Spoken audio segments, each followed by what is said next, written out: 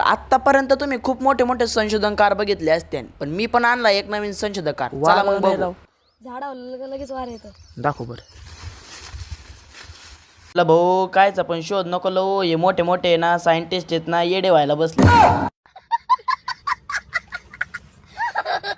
जय श्रीराम भावांनो, मी तुमचा लाडका विराज. आज मी आलो होतो रानात आहे ना गवताचं वजन न्यायला. आजीने आहे ना मस्त पैकी वज बांधून ठेवलं होतं, आपल्याला ना फक्त उचलून आणायचं होतं. मग काय तुम्हाला तर माहितीच आहे तुमच्या भावाचं काम कसं आहे, देदानकान श्रीलंका. मग काय मस्त पैकी वज आहे ना गाडीवरती आणून ठेवलं. मामाच्या पोराला म्हणलं चल भाऊ आता घरी. काय मस्त पैकी वज घेऊन मी आणि मामाचा पोरगा आहे ना दोघं जण निघालो घरी. आणि आपल्याला तेवढं फॉलो घेणार राव करून पाटकून दिशी. त्याच्यात मध्ये रस्त्यात आहे ना आपल्याला डॉगेज भाई भेटले. डॉगेज भाईला बाय बाय करून ना लगेच घरी येऊन पोहोचलो. त्यानंतर मस्त पैकी वज टाकलं, म्हटलं चला आता आपण आहे ना कटिंग करून येऊ. मग काय आलो मस्त पैकी ना अभिषेकच्या दुकानात. तिथं पण आहे ना माम्याची कटिंग चालू होती. काय विषय नाही, माम्याचा नंबर झाला का आपलाच नंबर आहे. सार्थक भाऊला काय झालं होतं काय ना बोल, नेमकं मी आल्यापासून आहे ना निसता आहे ना तोंडच लपित होता.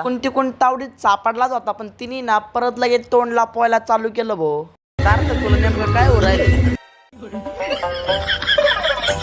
सार्थकची नेमकं भानगडच समजत नव्हती भाऊ. कधी न लाजणारा पोऱ्या आज इतका लाजत होता. सार्थक नुसतं तोंड नको लपू, काहीतरी बोल. तू जरा माझ्याशी बोल ना, ओठांची मोहोर खोल ना, तुला बघितला तू मग वळून बघत वाट पावला